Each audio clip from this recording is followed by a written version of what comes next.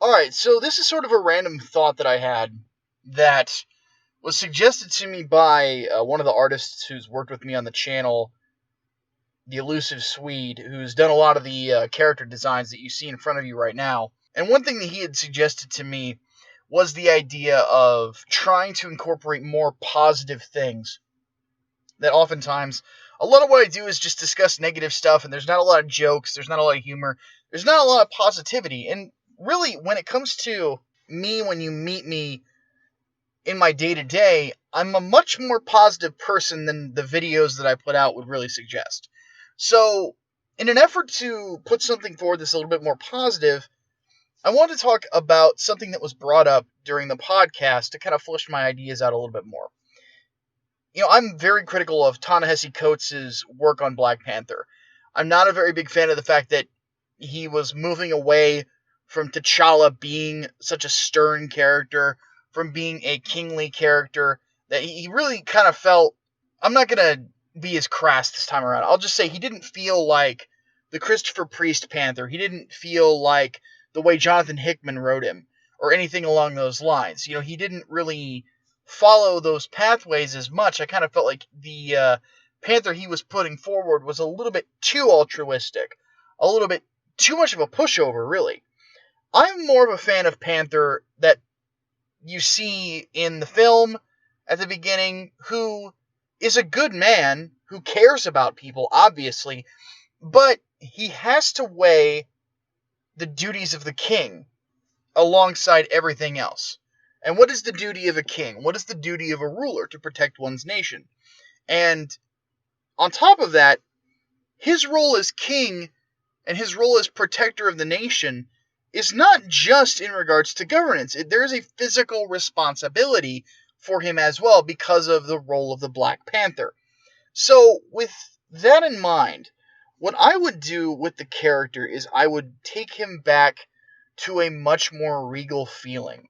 The first villain that I would bring in would be Killmonger. He is easily the most recognizable, at this point, Black Panther villain. In the MCU, he is obviously one of the best villains that we have seen. He was incredibly well done by Michael B. Jordan. And in the comics, he's always been really good too. So what I would like to do is craft a situation in which Eric Killmonger vies for the throne once again, which is sort of the typical Killmonger story, where he and his son, alongside an army, pursue a full-scale invasion of Wakanda. And Panther is, at the start of this arc, somewhere else. So it starts off as a race against time to get back to Wakanda, which is not just in danger. What Killmonger is planning to do is literally wipe everything in regards to Wakanda off the map. Total genocide. I would take Killmonger there. And given that I am essentially resurrecting him from the dead in the comics by doing this, there would be sort of this feeling that he has come back wrong. That this is a Killmonger who is still just as sharp and smart, as physical of a threat, and the whole 9 yards that he has been in the comics. But on top of that, the way I would have him resurrected is through the means of magic and such. The supernatural. So what we find in this arc is basically, again, I hate to do this to Wakanda again, but there would be basically this wave, this genocidal wave of soldiers coming in and just annihilating everything. And for T'Challa to repel this group, he has to do a few things that would not go over well with the Council of Tribes. One of them is allying himself with his brother, Hunter, and the Hattusharatse, in an attempt to basically stem the tide through assassination. In that storyline, I would have T'Challa make some very difficult decisions that take him down a line that makes him a little bit closer to his father, who was considerably more insular, considerably more, not really a despot, but made a lot of harder decisions and took a lot of time to make very controversial decisions about how Wakanda would interact with the rest of the world. And that's what I would basically have T'Challa do. Because this is not like Namor with the Phoenix Force coming in and randomly flooding. This is a war. And he has to make hard wartime choices. And I think that would put the audience in an interesting spot. Because the audience is used to a heroic Black Panther.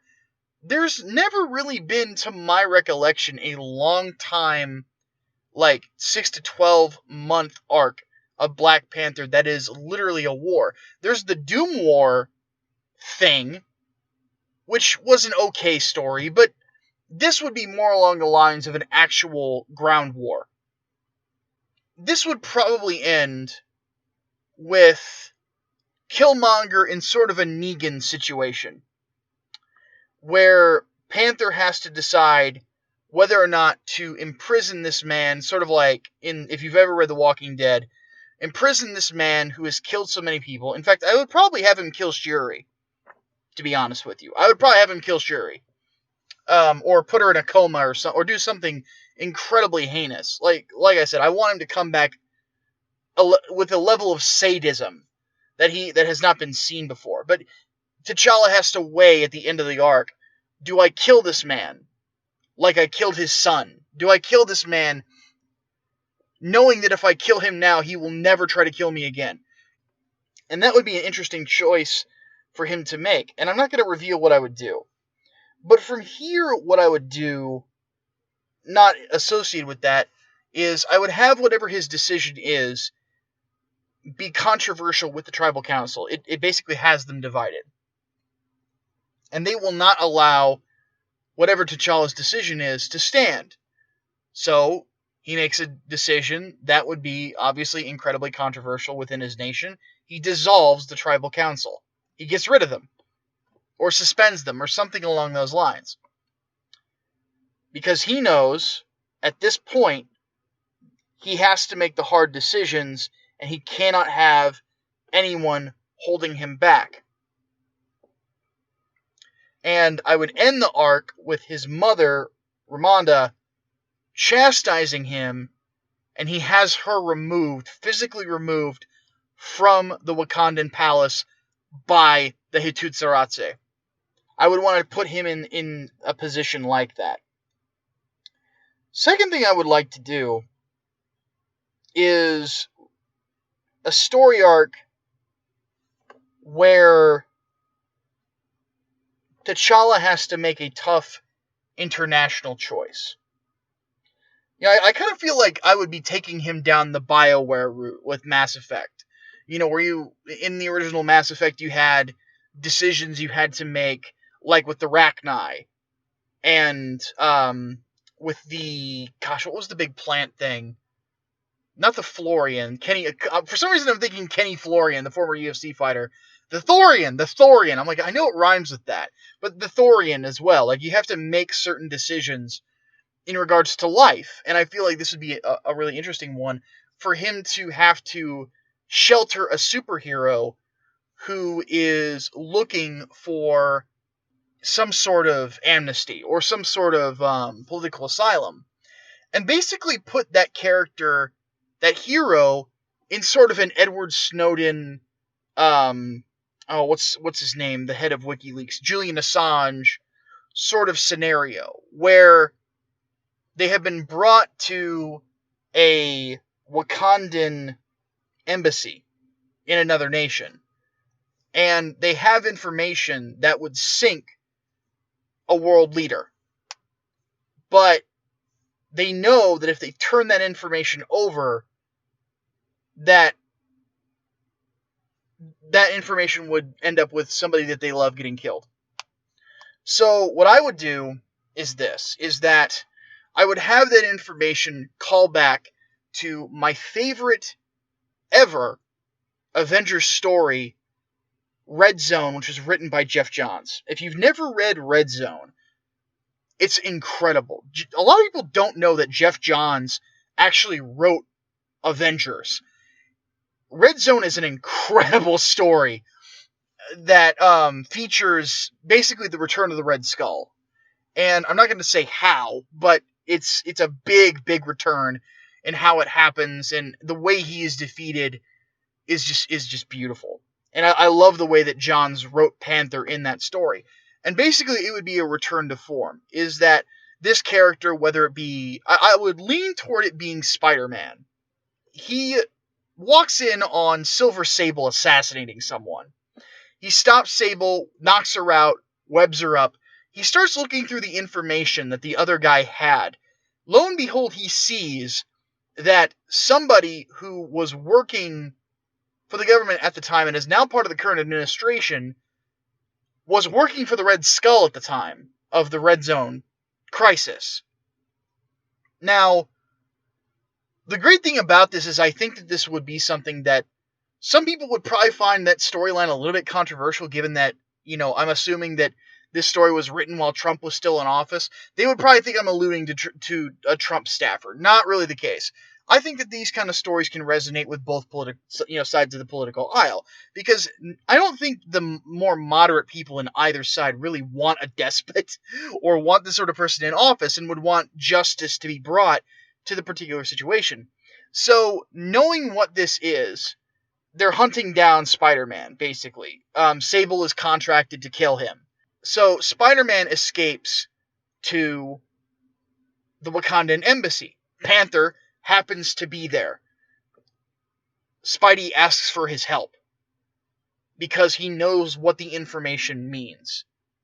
And then from there, they have to decide what to do with that information. They have to decide what Spider-Man is going to do about his family and how to keep them safe. And it would be this just interesting story arc that would inevitably pit Panther up against the U.S. government. And, this accusation coming from Spider-Man, but really it would officially be coming from Wakanda about the largest nation in the world, or rather the biggest military power in the world, that, by the way, also is the home of the Avengers, which would, of course, put Panther at odds with other members of the Illuminati. It would put Panther at odds with the Avengers, a team that he's been part of for years, and so on and so forth. And I find those kind of stories to be interesting. That's one thing that Christopher Priest actually did in his Panther run. He had, I think he did a title, or an arc rather, called Enemy of the State before Frank Miller did it with Wolverine. And he did 2 of them. And they were both very intriguing because it was Panther versus the world. And I think that those kind of stories, especially a crossover with Spider-Man, would not only be an interesting story to tell, but would also sell comic books because you've got Spider-Man as a part of it. So that's basically what I would do. That would be like my first 2 arcs if I ever wrote Black Panther.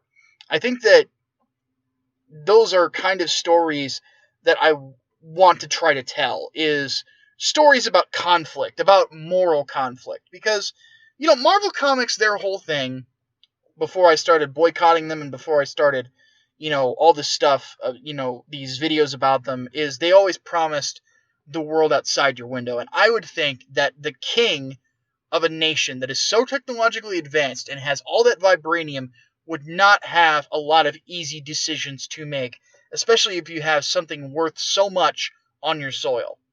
So, for better or worse, that's how I would write Black Panther. So I hope that expands upon the questions that people had asked during the podcast. Hopefully you guys find that interesting. If you're interested in me discussing about how I would write other characters or stories, please let me know in the description below. And if you enjoyed this video, don't forget to like and subscribe, because I'd be happy to do more. But until that time, my name is Micah Curtis. I'll see you next time. Deus Vult.